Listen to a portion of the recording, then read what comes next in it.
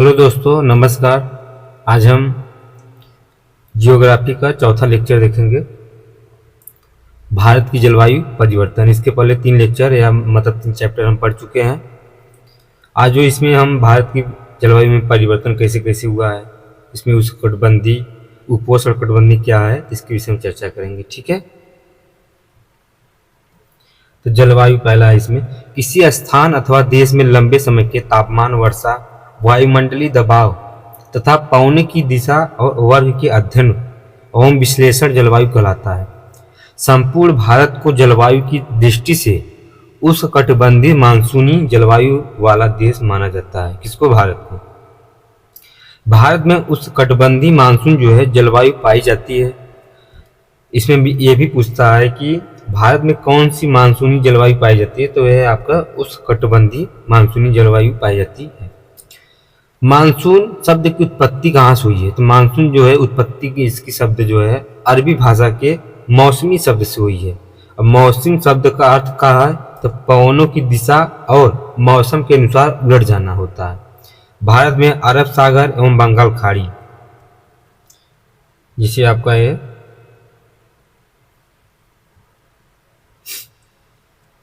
आपका मैप हो गया इंडिया का। इधर जो है आपका अरब सागर हो गया, ये आपका है बंगाल खाड़ी। ठीक है।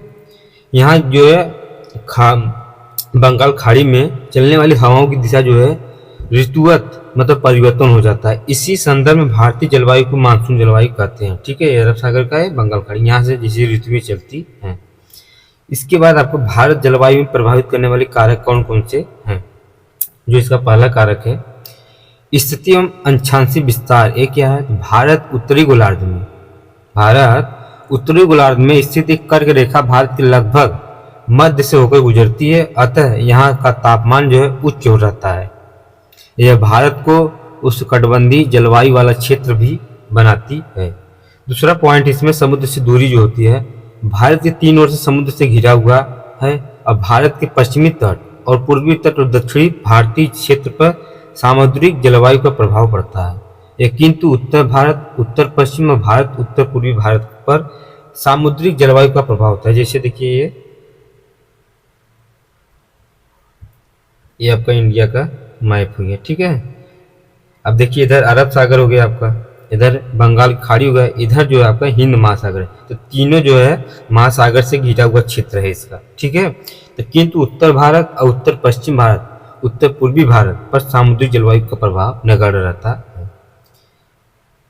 इसके बाद हम लोग देखेंगे उत्तरी पर्वतीय श्रेणियां क्या है। तो हिमालयी क्षेत्र भारत की जलवायु को प्रभावित करता है। यह मानसून की अवधि में भारतीय क्षेत्र में वर्षा का कारण जो है भी बनता है तथा ऋतु या शीत ऋतु में तिब्बती क्षेत्र से आने वाले अत्यंत शीत लहरों में रुकावट पैदा कर भारत को शीत लहर के प्रभाव से बचाने के लिए आवरण या दीवार की भूमिका निभाता है। कौन सा? तिब्बत का क्षेत्र जो होता है। इसके बाद अगला पॉइंट है भू आकृति क्या है। तो भारत की भू आकृति संरचना पहाड़, पठार, मैदान एवं रेगिस्तान भी भारत की जलवायु को प्रभावित करते हैं। अरावली पर्वतमाला का पश्चिमी भाग एवं पश्चिमी घाट का पूर्वी भाग आदि वर्षा की कम मात्रा में प्राप्त करने वाले क्षेत्र हैं। मानसूनी हवाएं क्या है? तो मानसूनी हवाएं भी भारतीय जलवायु को प्रभावित करती है।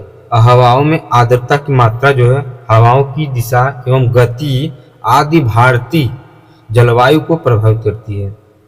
ऊर्ध्व वायु संचरण मतलब जेट स्ट्रीम ऊपरी क्षोभ मंडल में आमतौर पर मध्य अक्षांश में भूमि से 12 किमी ऊपर पश्चिम से पूर्व तीव्र गति से चलने वाली एक वायु धारा का नाम। इसकी गति सामान्यतः 150 से 300 किलोमीटर प्रति घंटा होती है।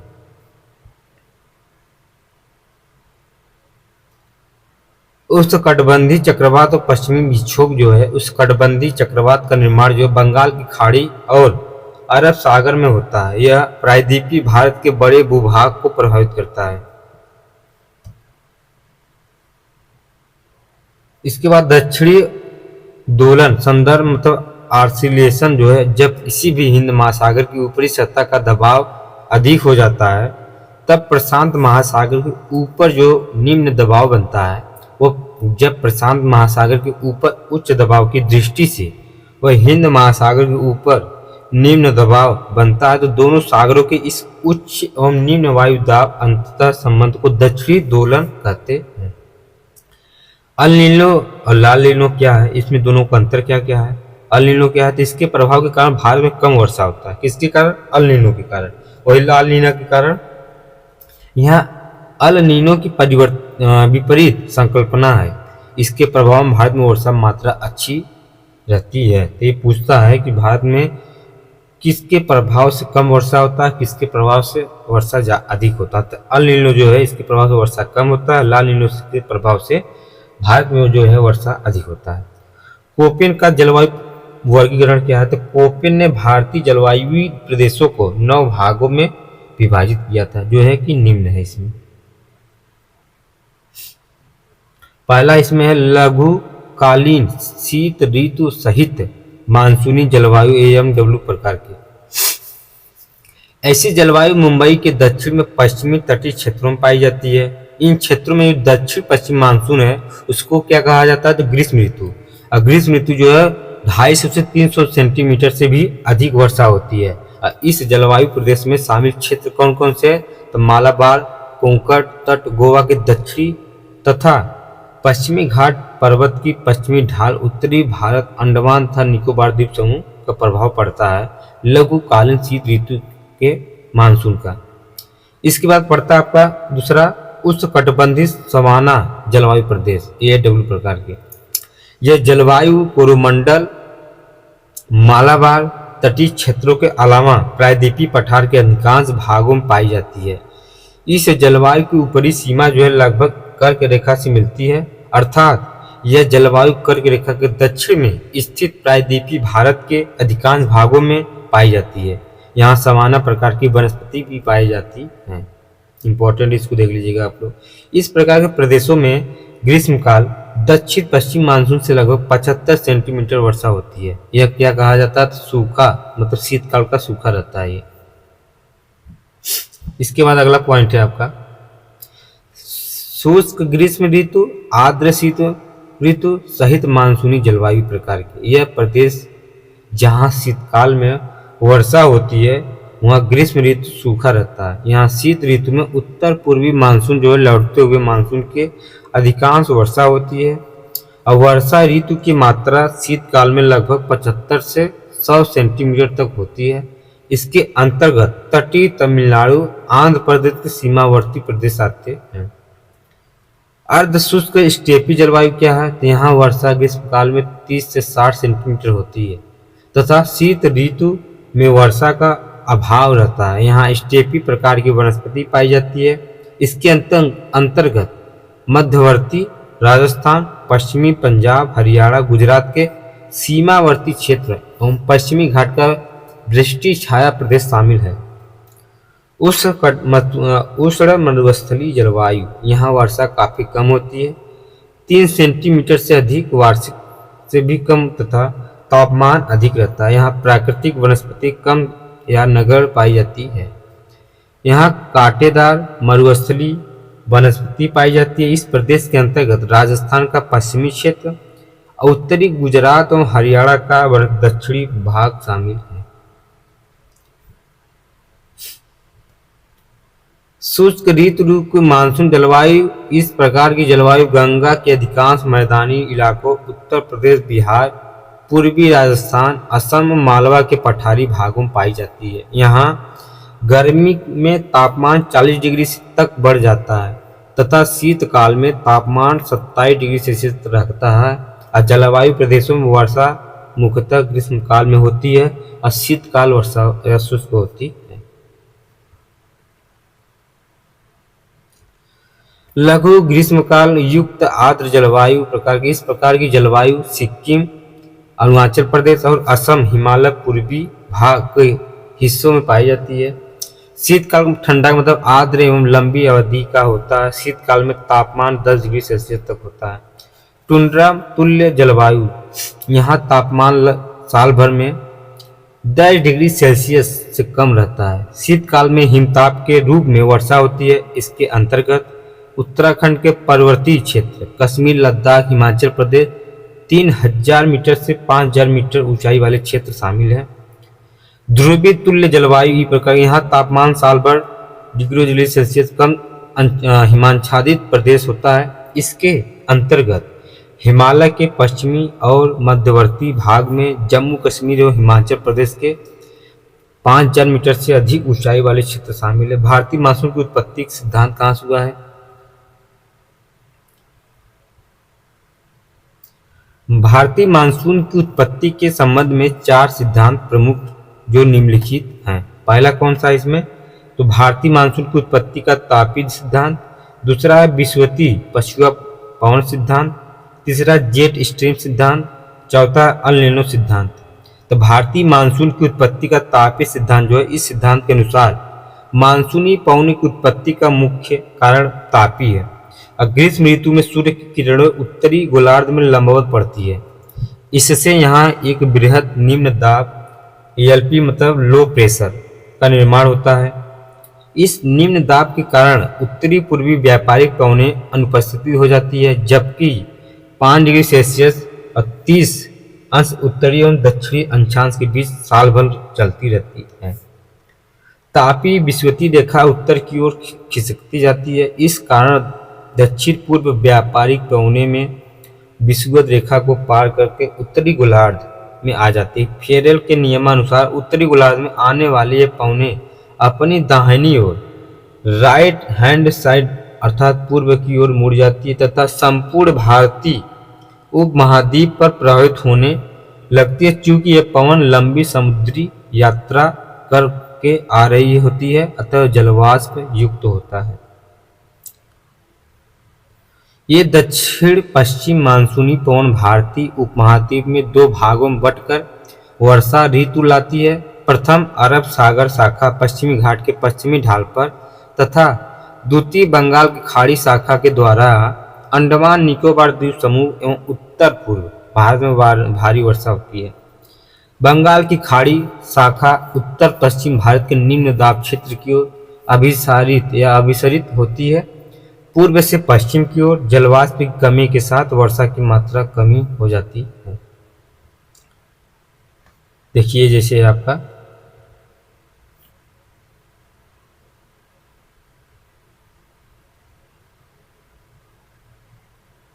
ये आपका यहाँ हो गया निम्न दाब मतलब लो प्रेशर, तापमान दाब जो बढ़ता है यहाँ से।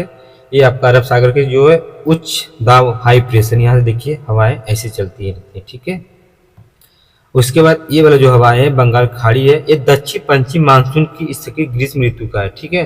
और दक्षिण पश्चिम मानसून जो है पौने फेरेल के नियमानुसार विषुवत रेखा को पार कर उत्तरी गोलार्ध में जाने पर अपनी दाहिनी ओर मुड़ जाती है। देखिए यही दाहिनी ओर मुड़ती है उत्तरी गोलार्ध में जाने के बाद,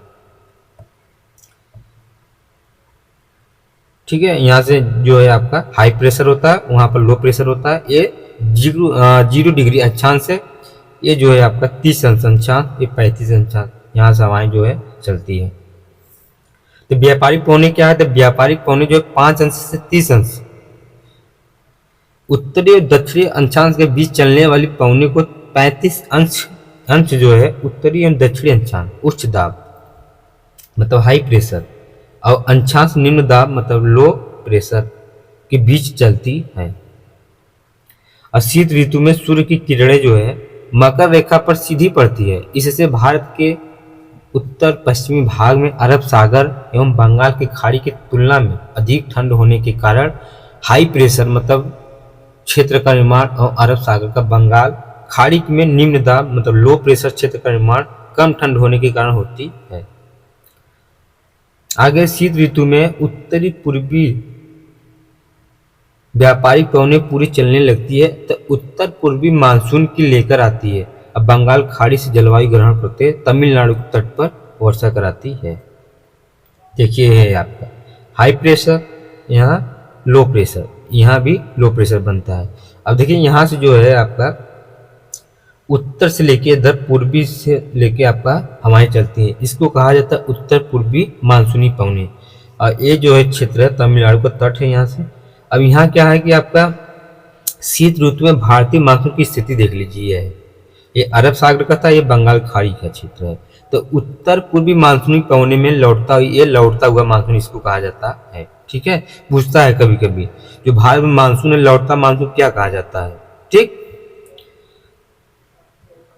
उसके बाद ये देखिए विषुवत रेखा है 0° यहाँ से जो है दक्षिण पूर्वी व्यापारिक पवनें चलती है। ये आपका है मकर रेखा 23.58° पर। विषुवती पछुआ पवन जो है सिद्धांत या प्रति विषुवती पछुआ पवन सिद्धांत पर, इस सिद्धांत का प्रतिपादन प्लोन के द्वारा किया गया है। इसके अनुसार विषुवती पछुआ पवन ही दक्षिण पश्चिम मानसून है या हवा है। इसकी उत्पत्ति जो है अंततः उष्ण अभिसरण के कारण होती है। प्लोन ने मानसून की उत्पत्ति हेतु तापीय प्रभाव को प्रमुख माना है। ग्रीष्म काल में तापीय विषुवत रेखा के उत्तर खिसकाव के कारण अंततः उष्ण अभिसरण ITCZ विषुवत रेखा के उत्तर में होता है। अब विषुवतीय पछुआ पवनें अपनी दिशा संशोधित कर भारतीय उपमहाद्वीप पर बने निम्न दाब की ओर प्रभावित होने लगती है तथा यह प्रक्रिया या दक्षिण पश्चिम मानसून की जन्म देता है। शीत ऋतु में सूर्य के दक्षिणायन होने पर निम्न दाब क्षेत्र उच्च दाब क्षेत्र में बदलाव या बदल जाता है तथा उत्तरी पूर्वी व्यापारिक पवनें पुनः गतिशील हो जाती है। और यहाँ देखिए आपका ये निम्न दाब मतलब लो प्रेशर बनता है, ये तापीय विषुवत रेखा है। और यहाँ हाई प्रेशर मतलब लो प्रेशर, हाई प्रेशर का मतलब उच्च दाब यहाँ पड़ता है। तो प्रति विद्युतीय पछुआ जो पवन है सिद्धांत इसका क्या है, तो विषुवत पछुआ पवन दक्षिण पश्चिम मानसून पवन के आसपास रहता है। देखिए यहाँ पर ये चित्र है, ये देखिए आपका है लो मतलब हाई प्रेशर है, और ये जो है आपका है यहाँ से प्रति तभी पछुआ पवन कहा जाता है, इसको तापीय विषुवत रेखा कहा जाता है। ठीक है,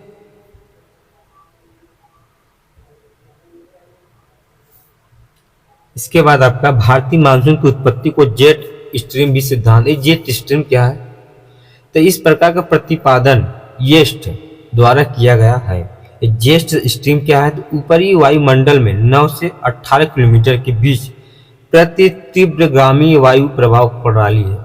मध्य भाग में इसकी गति जो है अधिकतम कितना हो जाता है, तो 340 किलोमीटर प्रति घंटा की रफ्तार से हवाएं पृथ्वी के ऊपर एवं आवरण का कार्य करती हैं, जो निम्न वायुमंडल में मौसम को प्रभावित करता है। ठीक, तो भारत में आने वाले दक्षिण पश्चिम मानसून का संबंध जो है उष्ण पूर्वी जेट स्ट्रीम है।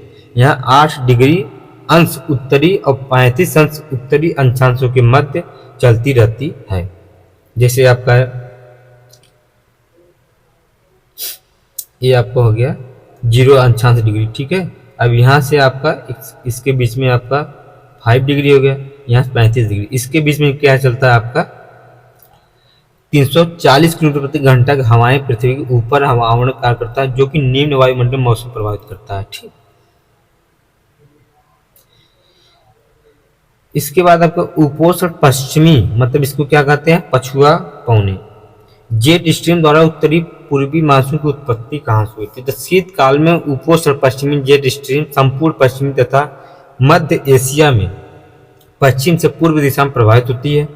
तिब्बत का पठार इसके मार्ग में अवरोधक का कार्य करता है एवं इसे 2 भागों में बांट देता है, एवं शाखा तिब्बत के पठार के उत्तर से उसके समानांतर बहने लगती है तथा दूसरी शाखा हिमालय के दक्षिण में पूर्व की ओर बहती रहती है। अगला पॉइंट इसमें दक्षिण शाखा की माध्य स्थिति फरवरी में लगभग 25° उत्तरी अक्षांश के ऊपर होती है। इसका दाब स्तर 200 से 300 मीटर मिलीबार होती है। पश्चिमी विक्षोभ जो भारत में शीत ऋतु में आती है, इसी जेट पवन द्वारा लाया जाता है। रात के तापमान में वृद्धि इन विक्षोभों में या विक्षोभों के आने का सूचक है। पश्चिमी जेट स्ट्रीम ठंडी हवा का स्तंभ होता है जो सतह पर हवाओं को धकेलता है, इससे सतह पर उच्च दाब का निर्माण होता है। भारत के उत्तरी पश्चिमी भाग में ये हवाएं बंगाल की खाड़ी तुलनात्मक रूप से अधिक तापमान के कारण निम्न वायुदाब क्षेत्र की ओर प्रभावित होती है। इन हवाओं के द्वारा ही शीत ऋतु में उत्तर प्रदेश एवं बिहार में शीत लहर चलती रहती है। अब बंगाल की खाड़ी में पहुंचने के बाद ये हवाएं अपने दाहिनी ओर मतलब राइट हैंड साइड मुड़ जाती है, मानसून का रूप धारण कर लेती है। जब ये पवन तमिलनाडु के तट पर पहुंचती है तो बंगाल की खाड़ी से ग्रहण किए गए जलवाष्प की तमिलनाडु के तटीय भागों में करती है। देखिए आपका चित्र इसके माध्यम से आप लोग समझिएगा। देखिए ये जो है आपका तमिलनाडु का क्षेत्र है, ठीक है। यहाँ हाई प्रेशर हो गया, यहाँ पश्चिम के जेट स्ट्रीम है, ठीक, ये वाला हिस्सा। यहाँ निम्न प्रेशर लो प्रेशर है, ये उत्तरी पूर्वी मानसून है।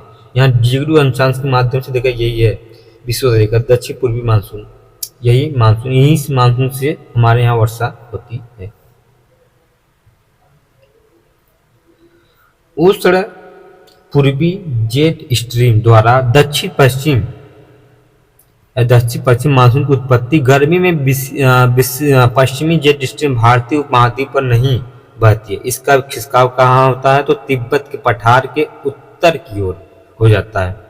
इस प्रकार या इस भारत के समय ऊपरी वायुमंडल में उष्ण पूर्वी जेट स्ट्रीम चलती है। उष्ण पूर्वी जेट स्ट्रीम की उत्पत्ति के कारण मध्य एशिया एवं तिब्बत के पठारी भागों के अत्यधिक गर्म होने के माना जाता है।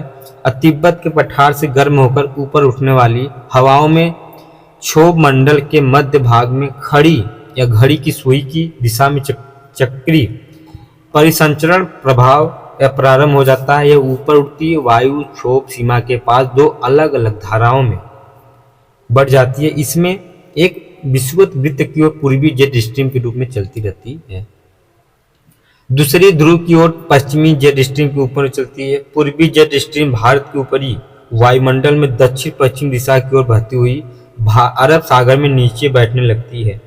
इससे वहां बहुत उच्च दाब का निर्माण होता है। इसके विपरीत भारतीय उपमहाद्वीप के ऊपर जब ये गर्म जेट स्ट्रीम चलती है तो इन सतह की हवा के ऊपर की ओर खींच लेती है तथा यहाँ बृहद निम्न दाब का निर्माण करती है। इस निम्न दाब को भरने के लिए अरब सागर के उच्च दाब क्षेत्र से हवाएं उत्तर पूर्व की ओर चलने लगती है। यह दक्षिण पश्चिम मानसून भ्रमण कहलाती है।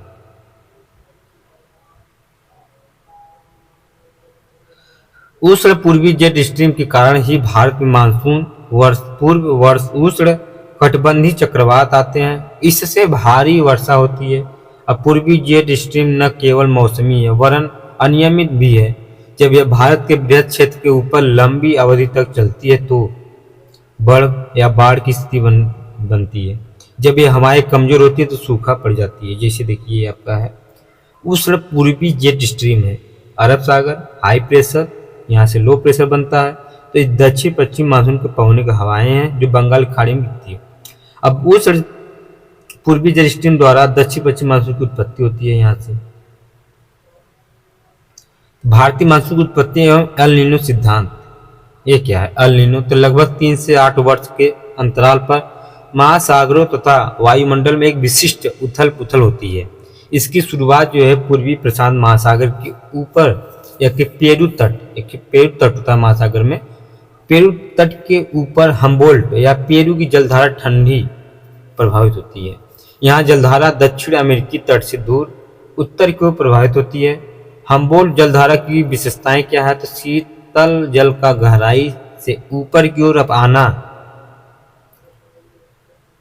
एक विषुवत रेखा के पास है। दक्षिण विषुवत रेखा की जलधारा के रूप में प्रशांत महासागर के पार पश्चिमी की ओर मुड़ जाती है।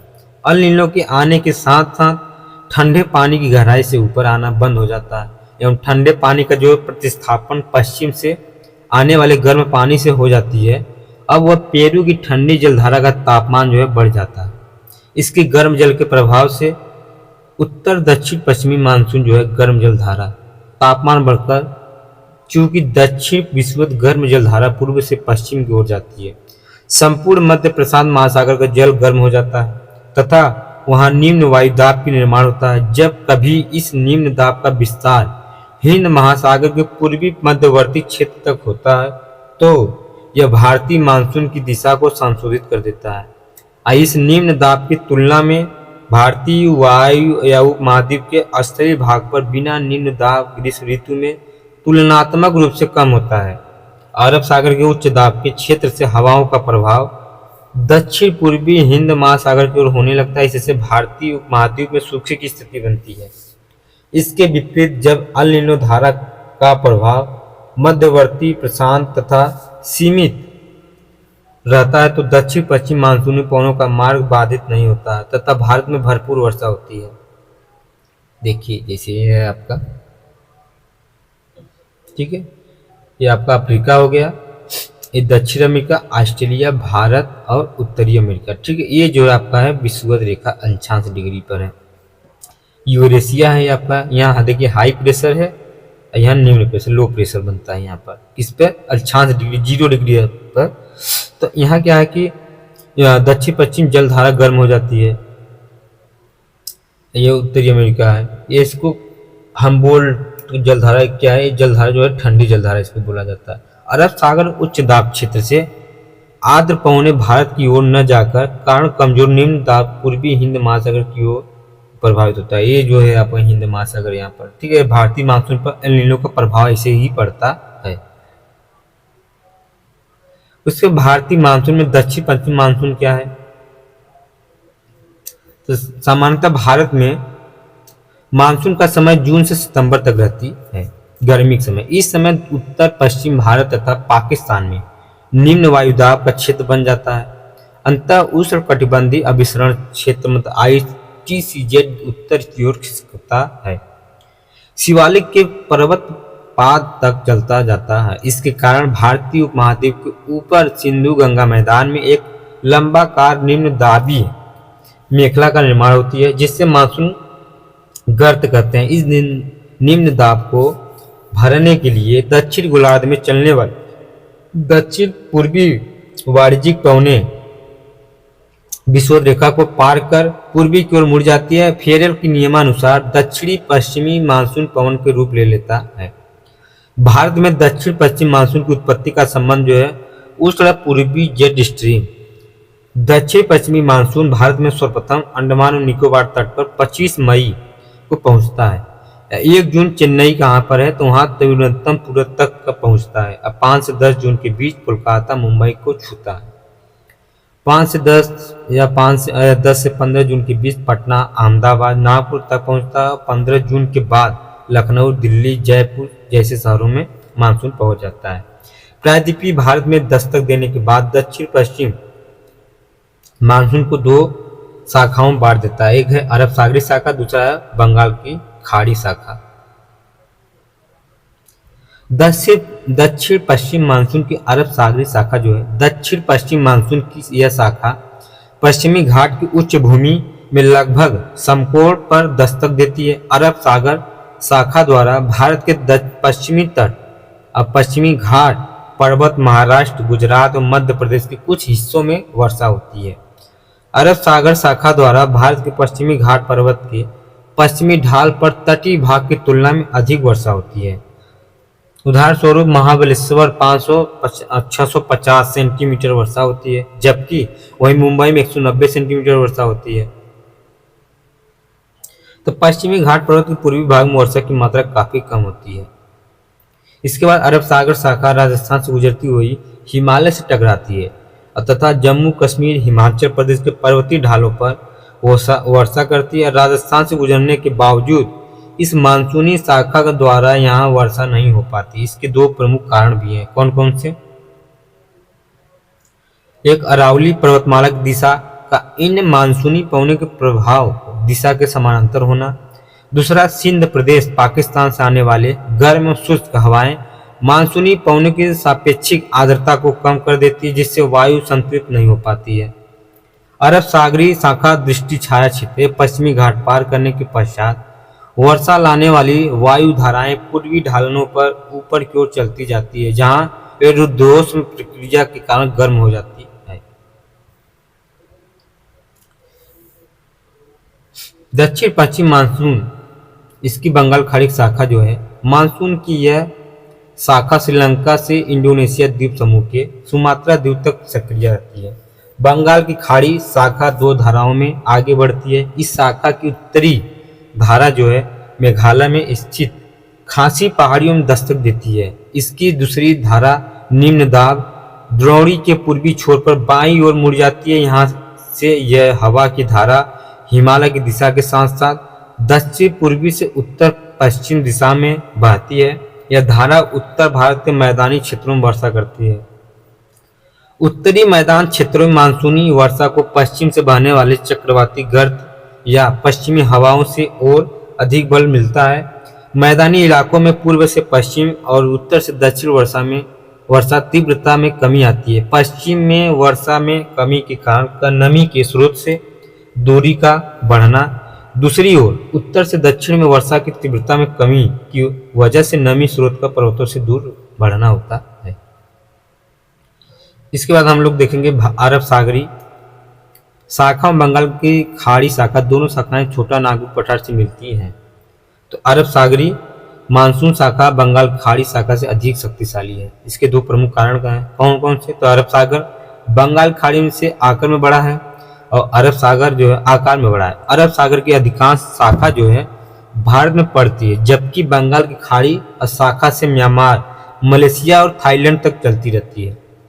दक्षिण पश्चिम मानसून अवधि के दौरान भारत का पूर्वी तटीय मैदान मतलब विशेष रूप से तमिलनाडु तुलनात्मक रूप से शुष्क रहता है, क्योंकि यह मानसूनी पवनों के समानांतर स्थित है और साथ ही यह अरब सागरी शाखा के वृष्टि छाया से क्षेत्र में पड़ता है। उत्तर पूर्वी मानसून या मानसून की वापसी के बाद सितंबर के अंत तक उत्तर पश्चिम में बना निम्न दबाव कमजोर होने लगता है और अंततः वह विषुवत रेखीय प्रदेश की तरफ चलता जाता है। चक्रवाती अवस्थाओं के स्थान पर प्रति चक्रवाती अवस्थाएं हो जाती है। परिणाम स्वरूप हवाएं उत्तरी क्षेत्र से दूर बहना शुरू कर देती है। इसी समय विषुवत रेखा के दक्षिण में सूरज आगे बढ़ता नजर आता है। अंततः उष्णकटिबंधीय अभिसरण क्षेत्र IT से Z भी विषुवत रेखा की ओर आगे बढ़ता है। इस समय भारतीय उपमहाद्वीप में हवाएं उत्तर पूर्व से दक्षिण पश्चिमी दिशा में बहती है। यह स्थिति अक्टूबर से मध्य सितंबर तक लगातार बनी रहती है, जिसे मानसून की वापसी या उत्तर पूर्वी मानसून कहते हैं। दिसंबर के अंत तक मानसून पूरी तरह से भारत से जा चुकी होती है। इसके बाद बंगाल की खाड़ी के ऊपर से वापस जा रहा मानसून मार्ग में आर्द्रता ग्रहण कर लेता है। अक्टूबर नवंबर में पूर्वी तटीय उड़ीसा, तमिलनाडु, कर्नाटक कुछ हिस्से में वर्षा होती है। इसके बाद मानसून रुकावट क्या है? तो वर्षा ऋतु में जलवायु अगस्त महीने में कुछ ऐसा समय होता है जब मानसून कमजोर पड़ जाता है। बादलों का मानना है कि कम हो जाता है और विशेष रूप से हिमालय पट्टी और दक्षिण पूर्वी प्रायद्वीपीय के ऊपर वर्षा होना बंद हो जाती है। इसे मानसून में रुकावट के नाम से जाना जाता है। ऐसा माना जाता है कि ये रुकावटें तिब्बत के पठार की कम ऊंचाई की वजह से आती है। इससे मानसून गर्त ऊपर की ओर मुड़ जाता है। इस अवधि में जहां पूरे देश को बिना वर्षा की ही संतोष करना पड़ता है, तब उप हिमालयी प्रदेशों के जलवायु या हिमालय के दक्षिणी ढलानों में भारी वर्षा होती है। पश्चिमी विक्षोभ क्या है? तो आमतौर पर जब आकाश साफ रहता है तब परंतु पश्चिम दिशा से हवाओं के आने से अच्छे मौसम के दौरान विंध्य पड़ जाता है और पश्चिमी हवाएं भूमध्य सागर से आती है और इराक, ईरान, अफगानिस्तान और पाकिस्तान को पार करने के पश्चात भारत में प्रवेश करना है और हवाएं राजस्थान, पंजाब और हरियाणा में तीव्र गति से बहती है। ठीक, इसके बाद यह घटना मुख्य रूप से शीत ऋतु में होती है, क्योंकि इस समय उत्तर पश्चिम मानसून में एक क्षीण उच्च दाब का निर्माण होता है। इसी समय भारत पर पश्चिमी जेट स्ट्रीम का प्रभाव होता है। भूमध्य सागर से उठने वाले शीतोष्ण चक्रवात को भारत में लाती है। इसी पश्चिमी विक्षोभ कहते हैं इसके। ऐसे मुख्यतः रूप से प्रभावित राज्य कौन कौन से? तो पंजाब, हरियाणा, पश्चिम उत्तर प्रदेश, राजस्थान, हिमाचल प्रदेश और जम्मू कश्मीर। इससे होने वाली वर्षा रबी फसल विशेष रूप से गेहूं की फसल के लिए बहुत उपयोगी होता है। इसको यह हवा मावट नाम से जानी जाती है। भारत की ऋतुएं कौन कौन सी है? तो भारतीय मौसम विभाग द्वारा भारत की जलवायु के 4 ऋतुओं में विभाजित किया गया। पहला शीत ऋतु, ग्रीष्म ऋतु, वर्षा ऋतु और शरद ऋतु पूछता है। तो शीत ऋतु में इसका काल मध्य दिसंबर से फरवरी तक माना जाता है। इस समय सूर्य की स्थिति जो दक्षिणायन हो जाती है, अतः उत्तरी गोलार्ध में स्थित भारत का तापमान कम हो जाता है। इस ऋतु में तापमान रेखाएं पूर्व से पश्चिम की ओर प्रायः सीधी रहती है। 20 डिग्री की समताप रेखा भारत के मध्य भाग से गुजरती है। इस ऋतु में भूमध्य सागर से उठने वाला शीतोष्ण चक्रवात पश्चिमी जेट स्ट्रीम के सहारे भारत में प्रवेश करता है। इसे पश्चिमी विक्षोभ कहते हैं। पंजाब, हरियाणा, राजस्थान, पश्चिमी उत्तर प्रदेश, हिमाचल प्रदेश एवं जम्मू कश्मीर में वर्षा करवाता है। शीतकाल में होने वाले यह वर्षा मावट कहलाती है। यह वर्षा रबी की फसल के लिए उपयोगी होता है। ग्रीष्म ऋतु, यह ऋतु मार्च से मई तक रहती है। और सूर्य के उत्तरायण होने से सारे भारत में तापमान बढ़ जाता है। इस ऋतु में उत्तर और पश्चिम भारत में दिन के समय तेज गर्म और शुष्क हवाएं चलती है, जो लू नाम से जानी जाती है। इस ऋतु में सूर्य के प्रकाश उत्तरायण हो जाने के कारण उत्तर उष्णकटिबंधीय अभिसरण क्षेत्र IT से जेड उत्तर की ओर खिसकने लगता है। जुलाई में 25 डिग्री अक्षांश रेखा को पार कर जाती है। नॉर्वेस्टर मतलब पूर्वी भारत, पश्चिमी बंगाल, बिहार, झारखंड, उड़ीसा ये चाय, जूट और चावल की खेती के लिए लाभदायक है। काल वैशाली पश्चिम बंगाल में नॉर्वेस्टर का स्थानीय नाम है।